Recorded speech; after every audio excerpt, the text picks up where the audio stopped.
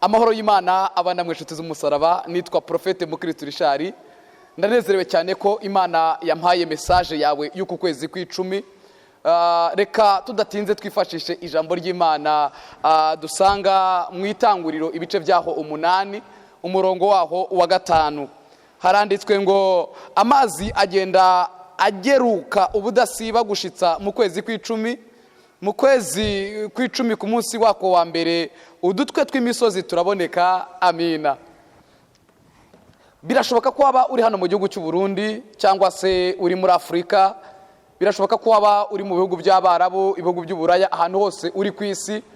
Imana ikumpera umugisha, ndakwakiriye kubw'iyi message Imana yampaye. Uku kwezi kw'icumi ni ukwezi kudasanzwe ku buzima bwawe. Nabonye Imana yo mu ijuru ikora igitangaza kidasanzwe, ariko icyo gitangaza mbona igikoreye mu maso y'abanzi bawe. Mbona ntibabyifuzaga, mbona ntibabicekaga, mbona ntabwo babonaga inzira, ariko mbona Imana iragutabaye muri kuno kwezi kw'icumi. Bagerageje kukurwanya, bagerageje kuguhiga, bagutegera muri kuno kwezi kw'icumi, ariko nabonye uku kwezi kw'icumi ariko kwezi Imana igutabariyemo. Amarira warize nabonye Imana yaguhoreza muri kuno kwezi kw'icumi. Nabonye ibintu Imana yavuganye nawe, nabonye bisohoza muri kuno kwezi kw'icumi. Nabonye umurozi wari umaze igihe arimo arakuroga, nabonye Imana imunaniza muri kuno kwezi kw'icumi. Nabonye Imana ihindura ubuzima bwawe, ibuhindura muri kuno kwezi kw'icumi. Izina ry'Imana yacu rihabwa icyubahiro. Iri tanguriro dusomye igice cyaho cy'8 ku murongo waho wa mbere haratubwira ngo Imana yibuka Nowa. Reka uku kwezi kw'icumi abantu batigeze bakwibuka ntibongere kubitaho, kubera ko mbonye habaho kwibukwa n'Imana. Ijambo rirambwiye ngo nuko ngo imitwe y'imisozi iraboneka ku murongo wa 5.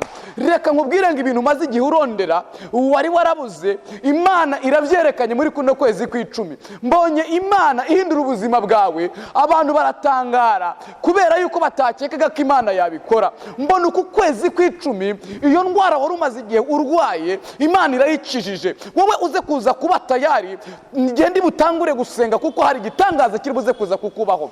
Tugiye gusengana Imana kugira ngo iki Imana yavuganye nanjye igisohoze, kuko nabonye Imana yo mu ijuru yitwa Imana yawe. Mbona abantu baratangaye, mbona abantu bahinduye amajambo, mbona abantu bahinduye uko bakubonaga, mbona abantu baguhinduriye izina. Ndagira ngo nsengane n'abantu bafite ikibazo cy'ubugumba muri uku kwezi kw'icumi. Imana yiteguye kuguha urubyaro. Ndagira ngo nsengane n'abantu badafite akazi muri kuno kwezi kw'icumi. Imana igiye kuguha akazi. Ndagira ngo nsengane n'abantu bafite uburwayi budasanzwe bwanze gukira, abaganga bananiwe, muri kuno kwezi kw'icumi Imana igiye kugutabara. Ndagira ngo nsengane n'abantu b'abapfakazi muri kuno kwezi kw'icumi. Imana yambwiye yuko igiye kuba umugabo w'abapfakazi. Ndashaka gusengana n'imfubyi muri kuno kwezi kw'icumi. Imana yiteguye kuba se w'imfubyi zose. Ndagira ngo ubwire ngo uku kwezi Imana ikwambuye abadayimoni, igiye gushyira mu biganza byawe. Wibabazwa n'ibihe wanyuzemo, wibabazwa n'intambara warwanye, wibabazwa n'ahantu wagize esheke. Hari igitangaza nabonye Imana itegura muri kuno kwezi kw'icumi. Mbona bikwibagije amaesheke wahuye nayo. Izina ry'Imana yacu rihabwa icyubahiro. Tugiye gusenga n'Imana. Ndagira ngo urambike ikiganza ahantu urwaye. Birashoboka ko ufite dosiye nini cyane ikomeye. Nyaruka uyifate mu minwe, kuko muri kuno kwezi kw'icumi hari igitangaza kidasanzwe ku buzima bwawe. Birashoboka ko hari undi mutwaro wari ufite cyangwa se icyifuzo. Ndagira ngo ahantu uri, niba bishoboka, urambike ikiganza ku mutima wawe. Ngiye kugusengera Imana. Hari imbaraga z'Imana zigiye kuva muri iyi video, nizirangiza zikora igitangaza ku buzima bwawe. Reka dusenga n'Imana. Data, mu izina rya Yesu Kristo w'i Nazareti, Mana ikomeye kandi Imana ihambaye, Mana igira neza, Mana ifite ubushobozi, ndagushimiye imbaraga zawe dasanzwe. Ndagushimiye ko uri Imana ikiza indwara. Ndagushimiye ko uri Imana isohoza amasezerano. Ndasengeye mwene data ngo umugirire neza, imbaraga zawe zikomeye zimubeho. Uyu udafite uko abigenza, reka usohoze ijambo ryawe muri kuno kwezi kwa 10 abone uko abigenza. Reka uyu muntu waronderaga akabura, ijambo ryawe riratubwiye ngo nuko mu kwezi kwa 10 udutwe tw'imisozi turaboneka. Reka igitangaza yaramaze igihe arondera kiboneke, abarozi bakicaho bakirekure. mu izina rya Yesu Kristo w'i Nazareti.